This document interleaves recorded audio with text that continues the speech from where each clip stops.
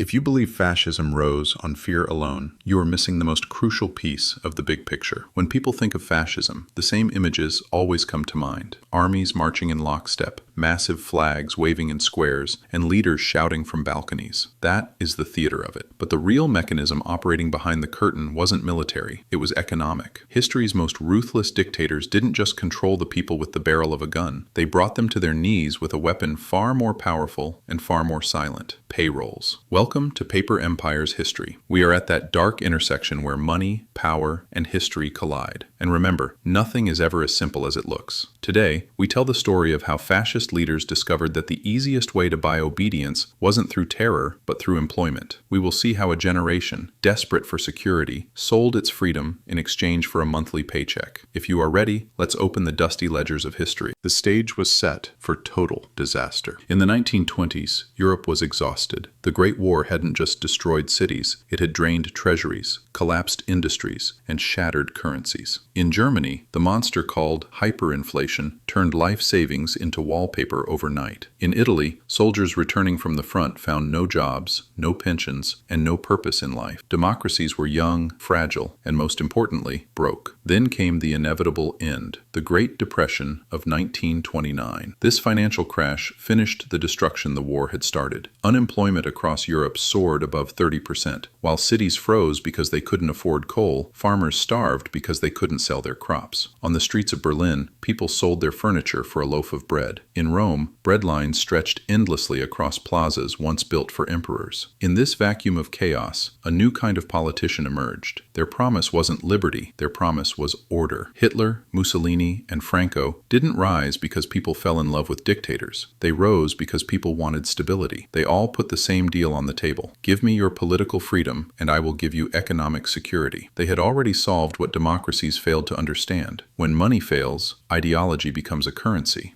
When Hitler took power in 1933, Germany was on its knees. 6 million unemployed, industrial output cut in half, and foreign investors gone. But within just 3 years, unemployment had nearly vanished. The world called this the German economic miracle. To the outside world, this looked like a work of genius. To the people, it felt like salvation. The Nazi regime was giving everyone jobs: highways, factories, stadiums, and even a new affordable car for everyone, the Volkswagen. The radios heralded this as a rebirth. But behind this illusion lay the most audacious sleight of hand in financial history. The Nazis didn't find money, they invented it. Led by central bank president Hjalmar Schacht, they established a secret promissory note system called Mefo Bills. This was the creation of billions of marks in off-the-books credit, invisible on the state's balance sheet. These were debt instruments disguised as industrial contracts. Instead of borrowing from banks, the state forced companies to accept these notes as payment. The promise was, we will cash these in when Germany is strong again. It was economic magic. Full employment was achieved without visible debt, prosperity without accounting. Factories roared back to life, workers cheered, and the numbers on paper looked miraculous. However, what fueled this recovery wasn't productivity, it was militarization. Every new job created was tied, directly or indirectly, to war. Those famous autobahns were actually military routes for tanks. Factories making Volkswagens were designed to switch to aircraft engines in weeks. What they called a jobs miracle was nothing more than a massive rearmament program wrapped in national pride.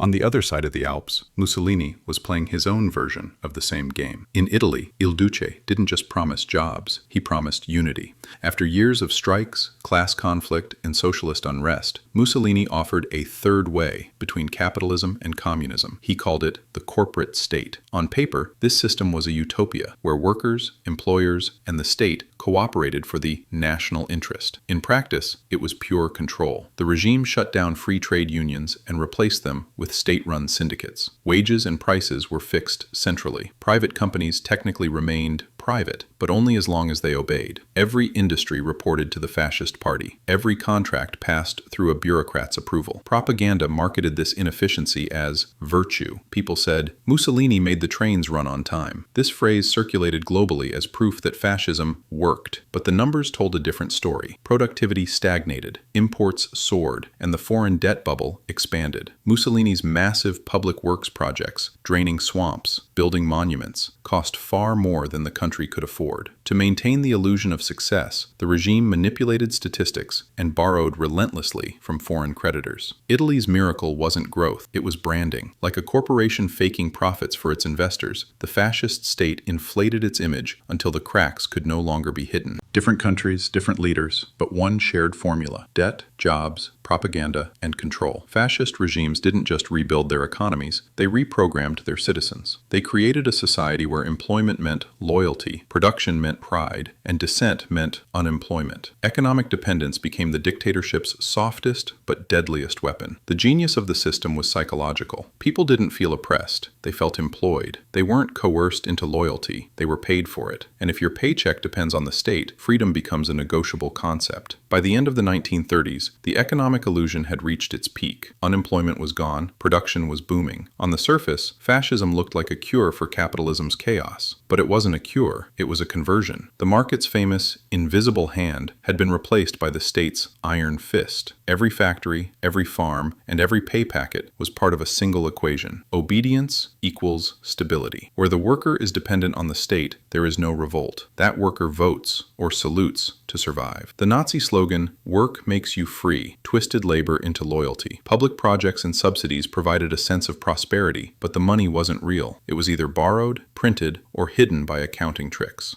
But here is where the story becomes truly uncomfortable, because this economics of control didn't die in 1945 with Hitler or Mussolini. It evolved. Modern governments learned the same lesson very well. You can buy stability with jobs and credit long before you need to use force. The methods changed, but the principle remained. Today, when unemployment rises or unrest begins, the solution is always the same: massive public spending, infrastructure projects, stimulus packages, and economic policies sauce with patriotism. The message is familiar: buy local, support the nation. Employment is dignity. No dictator is required. A system that trades freedom for financial comfort is enough. Today, the relationship between states and citizens looks less like a partnership and more like a payroll relationship. The dependence fascists established through propaganda is now built through debt, subsidies, and credit. Think about it. If your mortgage depends on interest rates, your savings depend on inflation data, and your income depends on state-supported industries, how free are you, really? When obedience is profitable, you don't need censorship. Governments all over the world are launching the old tools of economic control in new packaging. When factories slow down, the state steps in with rescue packages. When growth stalls, central banks print money to finance jobs and subsidies. Citizens cheer because stability feels good. But just like in the 1930s, what is being created isn't wealth, it is recycled debt. Jobs are no longer an expression of freedom, they are an extension of state policy. Sectors like defense, energy, and surveillance survive not because they are competitive, but because they are politically useful. When the state becomes the employer, the investor, and the regulator, the economy stops being a system. It becomes a hierarchy. And hierarchies don't reward freedom, they reward obedience. The economic lesson of fascism isn't just about history, it is about human behavior. People don't fall for dictators because they love tyranny. They fall for the illusion of security. When the economy collapses, people will trade anything for stability: their savings, their rights, and their voices. That is why fascism worked. It didn't sell ideology, it sold insurance. And the premium for that insurance was freedom. The same emotional mechanism powers the world's largest economies today. Governments promise protection against volatility. Markets expect to be rescued at every crash. Citizens demand jobs, not reform. Debt grows, productivity stalls. But the illusion of prosperity continues as long as everyone believes. The invisible bond holding the modern world together is that belief. Not gold, not oil, not even the dollar. The belief that the system will keep paying. Fascism didn't start with violence. It started with budgets. It started with a promise. The promise that the state would end chaos through jobs, loans, and public works. And for a time, it did. The trains ran, the factories hummed, the flags waved, until the money ran out, until the debt-fueled order demanded something new to consume: land, labor, and blood. Economic control doesn't always arrive in a uniform. Sometimes it arrives in a suit, smiling, promising growth, and offering you a job. And by the time you realize the cost, the freedom you traded is already gone. If what I shared today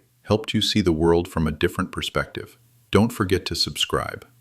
Because history always has an answer. You just need to look from the right angle. And I am here to help you find those answers buried in the dusty pages of financial history.